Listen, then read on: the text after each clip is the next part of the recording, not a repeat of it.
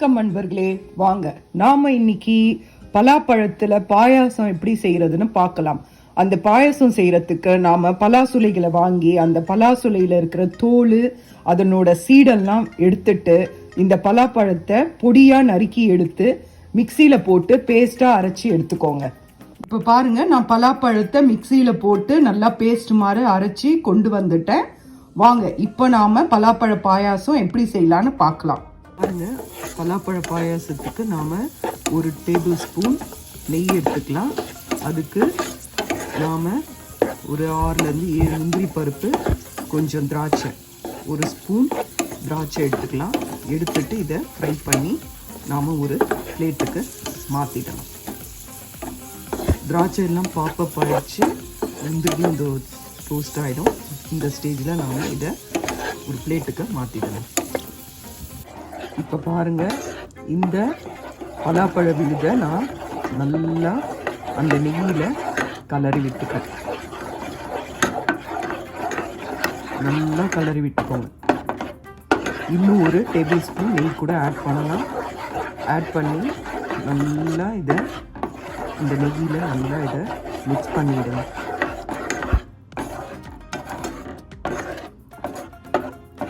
அதுக்கப்புறம் என்ன பண்ணுங்கன்னா, அடுத்த ஸ்டெப்பு 1/2 முடி தேங்காய் எடுத்துக்கோங்க. அதை மிக்சியில் போட்டு என்ன பண்ணணும்னா, அதை சுடுதண்ணியில் போட்டு தேங்காய் பால் எடுக்கணும். எண்ணெய் திக்காக 1 கிளாஸ் எடுத்துக்கோங்க. அதுக்கடுத்து 2ஆவதாக வர தேங்காய் பால் கொஞ்சம் தண்ணியாக இருக்கும். அந்த மாதிரி 2 தேங்காய் பாலை பிரித்து எடுத்துக்கோங்க.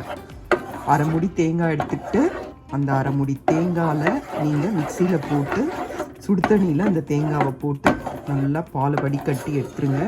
திக்காக ஃபஸ்ட்டு வர பாலை தனியாக எடுத்து வச்சுக்கோங்க. 2ஆவது வர பாலை நாம் இப்போ இதுக்கு யூஸ் பண்ணணும். நான் தேங்காய் பவுடர் இருக்குது, இந்த ஊரில் தேங்காய் பவுடர் கிடைக்கும். அதனால் பால் பவுடர் மாதிரியே தான் இருக்கும், கோகோனட் பவுடர். அந்த பவுடரை நான் தண்ணியாக வேணும்னா அதை நான் தண்ணியாக எடுத்துப்பேன். திக்காக வேணும்னா கூட பவுடர் போட்டு எக்ஸ்ட்ரா திக்கு பால் எடுத்துப்பேன். அதனால் அது குருமா அது மாதிரி பொருளுக்கெல்லாம் நாங்கள் அந்த மாதிரி நான் யூஸ் பண்ணிப்பேன். அதனால் நீங்கள் தேங்காவை இதுக்கு 2 டம்ளர் பால் தேவைப்படும். அந்த 2 டம்ளர் பாலுக்கு 1 டம்ளர் திக்கு பால் வச்சுக்கோங்க. இன்னொன்று 1/2 டம்ளர் இருந்தால் கூட ஓகே தான். அதனால் 1/2 முடி தேங்காய் தேவைப்படும். இப்போ பாருங்கள், நான் 1 ஸ்பூன் நெய் விட்டுருக்கேன். அதுக்கப்புறம் இந்த ஸ்பூனால் 3 ஸ்பூன் வெல்லம் ஆட் பண்ணியிருக்கேன். ஏன்னா இந்த பழம் ஸ்வீட் இல்லை, கலர் தான் நல்ல எல்லோ கலராக இருக்குது. ஆனால் சாப்பிட்டு பார்த்தா ஸ்வீட்டே இல்லை. அதனால் நான் இதில் 3 ஸ்பூன் வெல்லம் சேர்த்துருக்கேன்.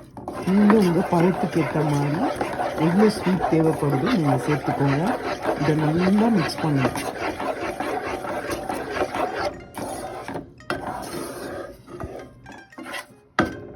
வெல்லம் நல்லா அந்த இதில் கரைஞ்சோன்னு நல்லா மிக்ஸ் பண்ணுங்க.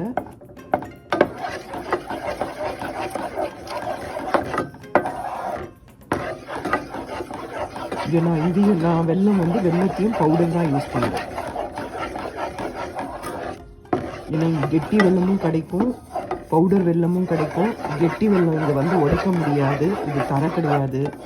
அதனால் நான் பவுடர் வெல்லம் தான் யூஸ் பண்ணுறேன்.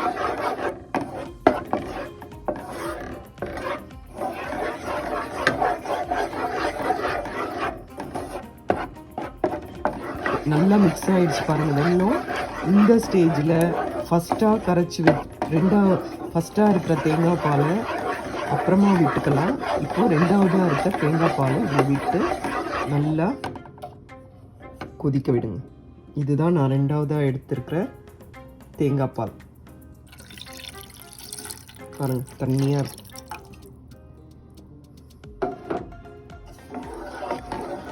இது நல்லா இதில் கரைச்சி விடுங்க. நல்லா மிக்ஸ் ஆகும் இந்த பாலோட. அங்கங்கே கெட்டி தட்டிடும். அதனால் நல்லா அந்த பாலில் மீடியம் ஃப்ளேமில் வச்சு நல்லா மிக்ஸ் பண்ணுங்க. நீங்கள் சர்க்கரையை டேஸ்ட் பார்த்துக்கோங்க, வெல்லத்தை.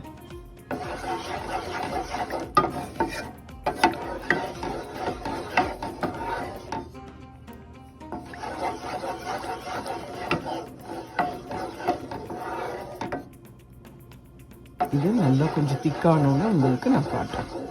பேஸ்ட்டாக அரைச்சி வச்சுருக்க இந்த பலாப்பழ விழுதை நாம் அந்த முந்திரி பருப்பு வறுத்த பேன்லேயே போட்டுடுறேன்.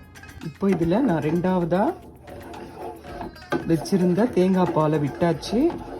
நம்ம ரெண்டாவதாக தேங்காய் பாலை விடும்போது அடுப்பு ஆனில் இருக்கக்கூடாது, ஆஃப் பண்ணிடணும். அதனால்